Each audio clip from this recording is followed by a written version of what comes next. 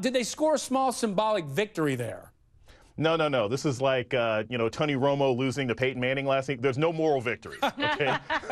the Republicans, they just lost. They just absolutely lost this battle. They picked a fight with a president who they underestimated. Romney train. Will the rest of the Tea Party warm up to him? Jason. Look, I mean, Ronald Reagan could appear in the sky like the Lion King and say Mitt Romney is my candidate, and it's not going to make the Tea Party like this guy. I mean, look. Jason, do you think that Democrats should worry about this, or should they exploit this conservative victory project? You know, a wise Confederate general once said, don't get anywhere near a circular firing squad. I mean, it's just not wise for the Democrats to get anywhere near this. They should let the Republicans beat themselves up. It doesn't make any sense to get anywhere close to this. And the reality. So I don't think this is really an issue of whether or not Barack Obama is working. You may have some general concerns of whether or not he's involved in Congress, which he never is enough. But I don't think he's not working on this vacation. It's a weekend with Tiger Woods. What's the worst that could happen? Oh, let's see what our Facebook friends say. So the question again for all of you.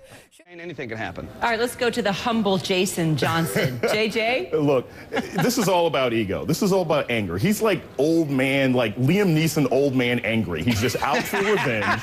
You know. What did Peggy Noonan say? The angry little attack muffin? Exactly. I mean, he's all he wants to do is take down Mitt Romney for what Mitt Romney did to him in Iowa. So it doesn't really matter. Yeah. Newt Gingrich has no problem running a shoestring campaign.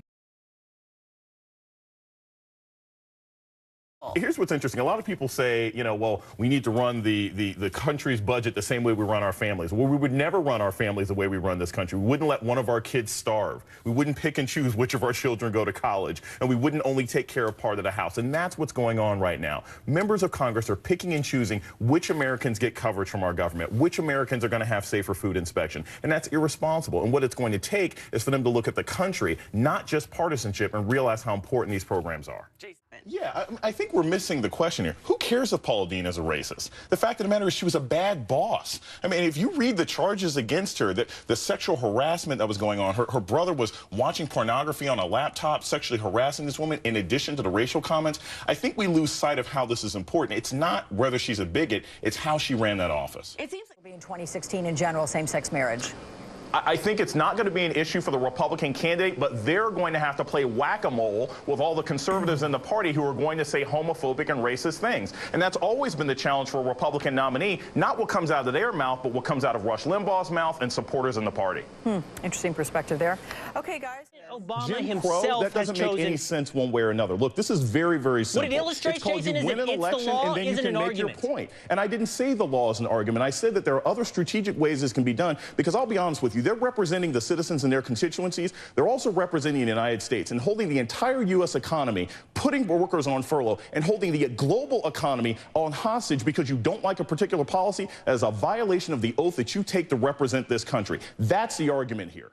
Pundits, and I can tell you, if you do the eye test, Reince Priebus, he's sincere. He really does want the Republican Party to reach out to African Americans. He wants to do a long-term plan, hiring people within the black community to reach out and talk about what the GOP has to offer. The problem is the rest of his party outside of that room probably disagrees with almost everything he was trying to do. And there's not a person in this room who had an attitude that was changed by what the president said, because everybody already knows how they feel. That's the whole issue. There's nothing that President Obama could have said today that would have changed it. He could have been Patton, he could have been Kennedy, he could have been Reagan, he could have been Desmond Tutu. It wouldn't have mattered. So all he really needed to do today was simply say, this is why I'm going through with asking Congress to begin with. The evidence is already there. I don't really care what the Israelis say. I don't care what the British said. I didn't even care what the U.S. intelligence said. When the Arab League came out and said, we know that Assad used gas, that was enough evidence. Man. Not just that, because he says things like, if you forgive my gold chains, I'll forgive the iron chains. I got to thank Abraham Lincoln for freeing me. I mean, he's obviously auditioning for a role at CPAC next year. It was some of the most asinine things I've ever heard from a rapper. It sounds like a 14-year-old's Black History Month project. Oh! Over the line. But unfortunately, and I think this is something that Americans have to come to grips with, this is the America that we've purchased since 9/11. The U.S. Congress and the Senate and the President have allowed an aggressive expansion of executive power in the United States that allows these violations to happen. So unfortunately, what the AP suffered from isn't illegal in the United States right now. And that's the larger problem with this. Reaction to that. Well, I think it's important. We have to remember that there's a difference between the law and justice. Take, for example, an anti-abortion activist. The law is that abortion is legal, but they don't think that's justice. They don't think that's right. And so we have to remember that sort of contradiction. If I put the keys in the ignition, my engine starts, my wheels spin, but it doesn't take me to the store, that's not transportation.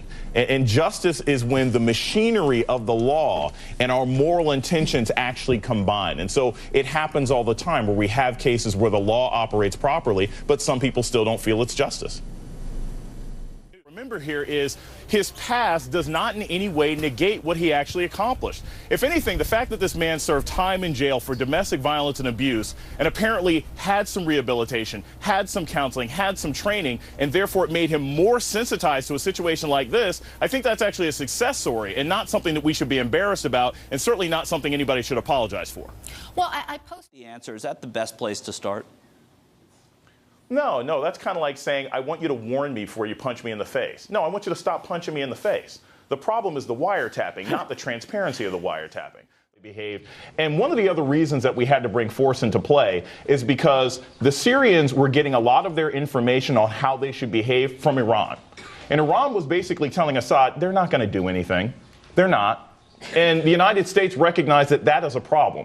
The Iranians have been working on a nuclear weapon for 25 years now. They'll probably take another 25 years to do it. Who knows? But it's important politically for presidents of the United States to continue to send Iran the message that if you finally get that project done, then we will have a problem with it. So. Well, it's not so much unprecedented levels of division, but it is a changing U.S. population. I'll give you a quick example. If you look at 2008, Obama got 97% of the black vote, 70% of the Latino vote, high 60s of the Asian American vote, and he ends up winning the election. If he had won those exact same numbers in 1988, he would have lost.